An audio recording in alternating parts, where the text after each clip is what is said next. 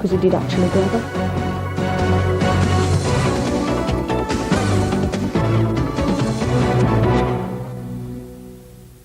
Central News, good evening. A mother says the Turkish waiter accused of marrying an English schoolgirl also proposed to her daughter, even though she's just 11 years old. The terrified youngster was grabbed by Musa Komaj when her family visited a market in Turkey. He pleaded with her to stay and marry him. It was the marriage that shocked the British public. 13-year-old Sarah Cook from Essex took part in a Muslim wedding ceremony with an unemployed waiter, Musa Komaj, after she met him while on holiday with her parents. Sarah has now been made a ward of court in this country. Komaj has been charged with statutory rape in Turkey and faces a possible 5-year jail sentence.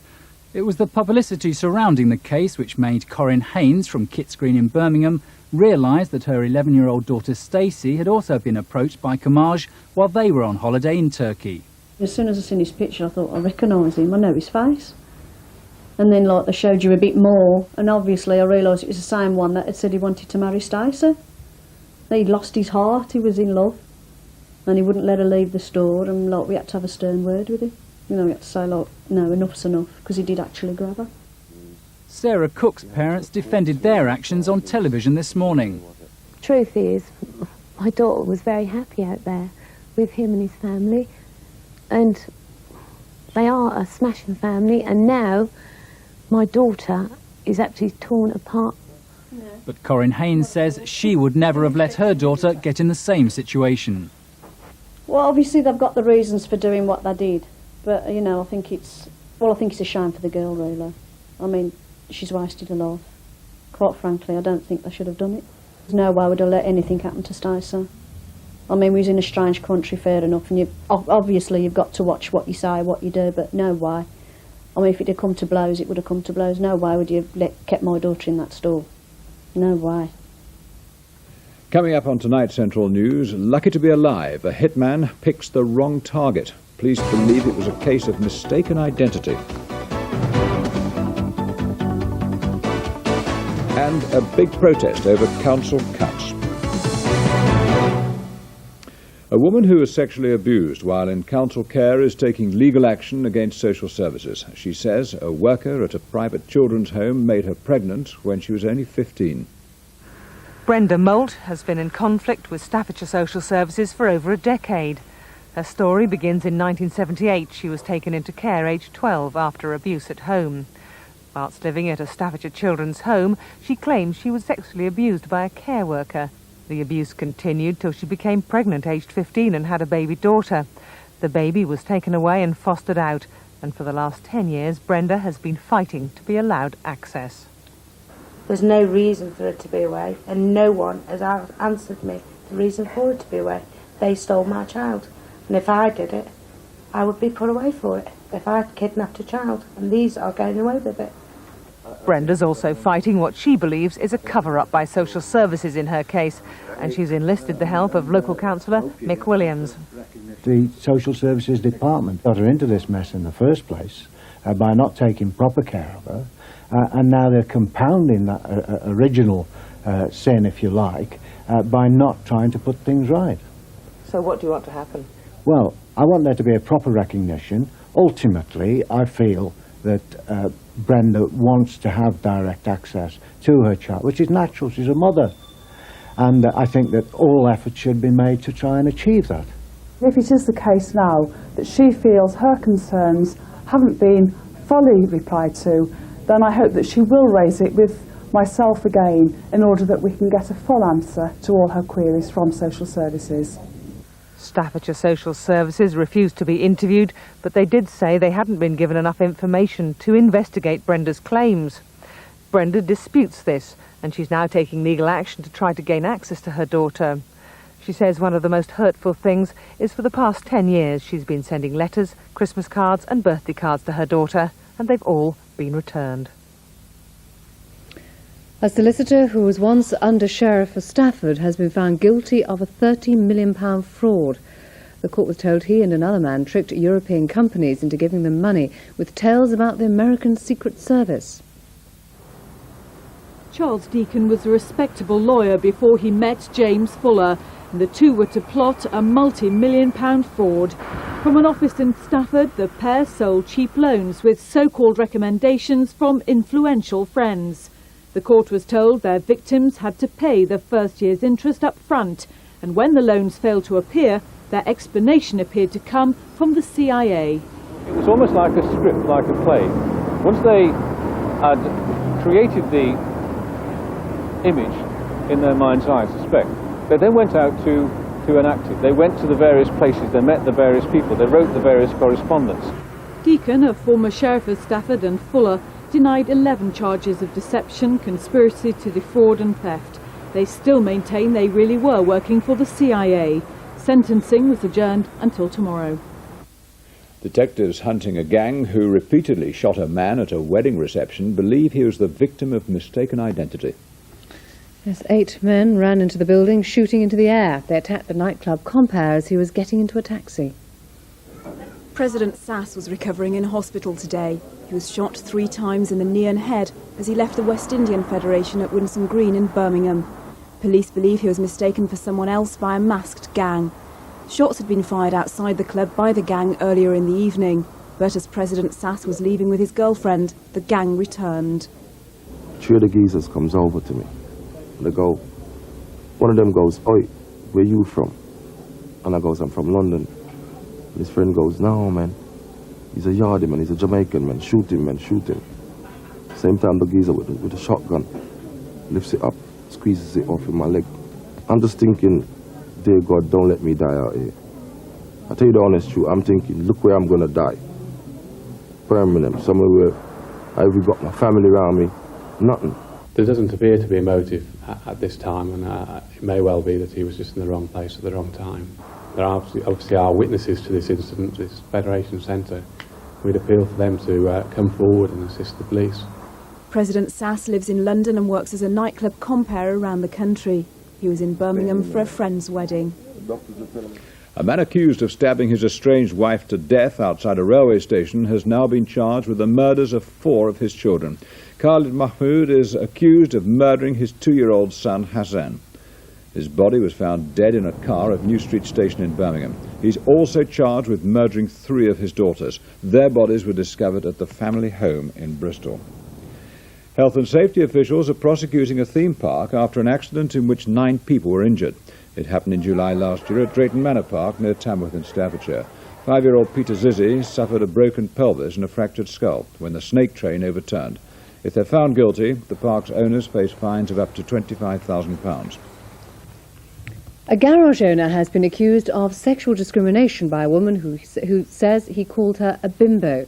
Miranda Swinburne told an industrial tribunal her former boss said women should be barefoot, pregnant and tied to the kitchen sink. The 27-year-old former law student worked as a cashier at a garage in Allen Rock, Birmingham. Miranda Swinburne from Nechells in the city told an industrial tribunal that she'd been picked on by her boss. She claimed that once Roy Jones called her a slag and a bimbo and threatened to sack her. One day she said he called her over to the office window and asked her to point out a truck. When she did, he said, "You're a bright spark, aren't you?" Miranda claimed he then whispered to her that women should be barefoot, pregnant and should be tied to the kitchen sink. Miss Swinburne told the tribunal that Roy Jones had been against her from the very start because she'd been to university. Miss Swinburne studied law at Warwick for 1 year before dropping out when her mother died. Giving evidence for her husband, Jay Jones said he was certainly not sexist or abusive. She said Miss Swinburne was not all sweetness and light, nor as innocent as she made out. Mrs. Jones said she didn't know why the ex-cashier had brought the case. She could only assume it was to get money out of the company. The hearing was adjourned for a month. Disabled people have become the latest victims of a council's cash crisis. They've been told they must pay to attend a day centre, but they're angry about the decision and today held a protest outside the council offices.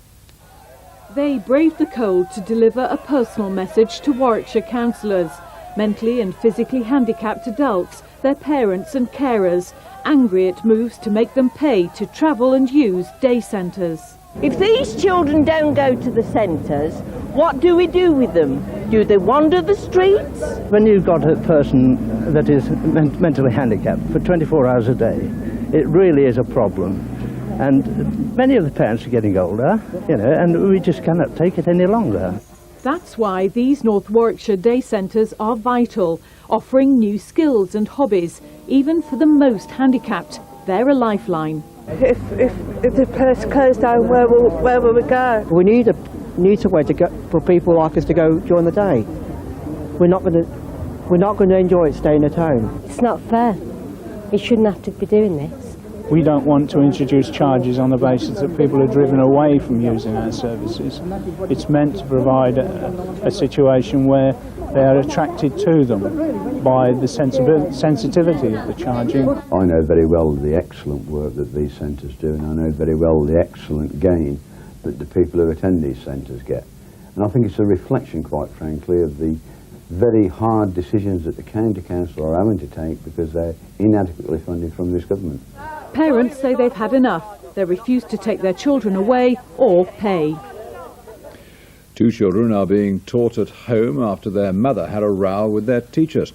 She says their education is suffering and she's been branded a troublemaker. But the Education Authority says it's trying to find them a new school. For the past 7 months, Keely and Theo Davis have been having their lessons on the kitchen table of their home in Erdington. Their mother said it was a joint decision to take them away from Yenton Junior School after she was unhappy with the treatment of her daughter. Because I've actually spoken out, as a parent would, they've branded me a troublemaker and they're actually taking it out on the children. The children are suffering and they are the innocent victims in this.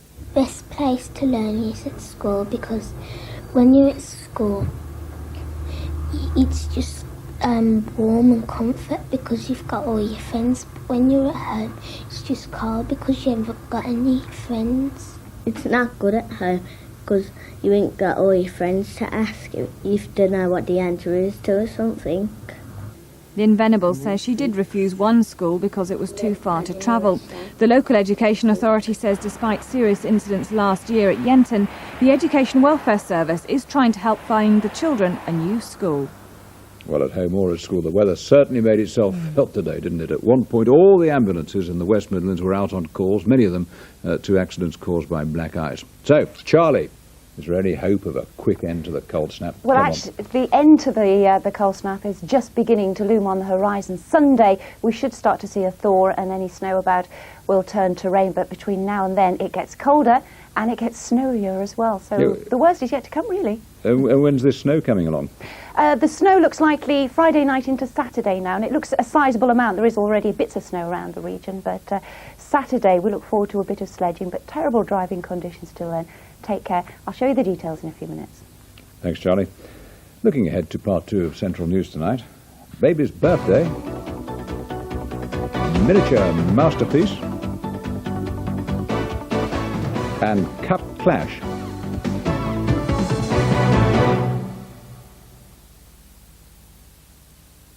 Oh, my love is like a red, red rose that's newly sprung in June. We sleeked car and timorous beastie. Oh, what a panics and I breasty. Should old acquaintance be forgot and never brought to mind? Should old acquaintance be forgot and all lang syne? Scots wha we Wallace bled, Scots one Bruce has often led. Welcome to your gory bed, or to victory.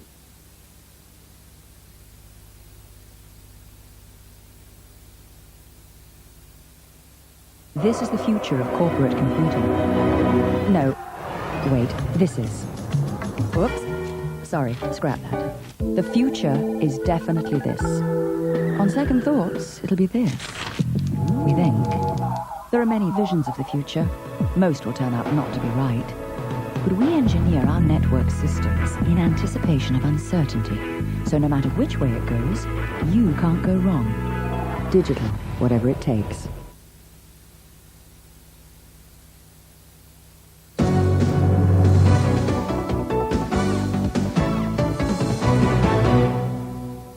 Welcome back now to a very special birthday party. Yes, Alice Mason was born 2.5 months premature. She weighed less than a bag of sugar, and doctors feared she wouldn't survive. At her home in Starbridge, a rather special baby celebrates her first birthday. Alice Mason was born 14 weeks early and weighed in at £1 15 ounces. Doctors only gave her a 50-50 chance of survival, and she spent the first 9 weeks of her life in an incubator. For her parents, it was an agonising time.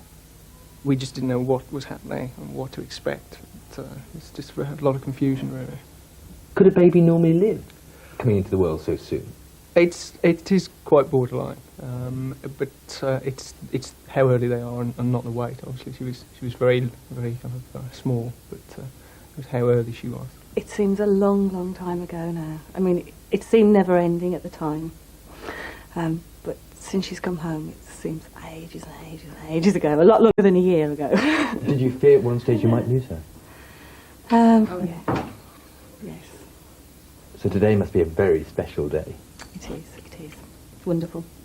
It's fantastic. I mean, we've kind of forgotten all the kind of hard times, and now we just look at her and she's just such a joy. Little Alice intends to have a real birthday party at the weekend. Her parents are also sending a big thank you card to the staff at Wordsley and New Cross Hospital in Wolverhampton for all their help at the start of her life. Well, now it's a big night for soccer fans and not least for followers of Birmingham City in the Coca-Cola Cup. And we can go live now to St Andrews and join our reporter Phil Mepham. Phil. Yes, you know, Aston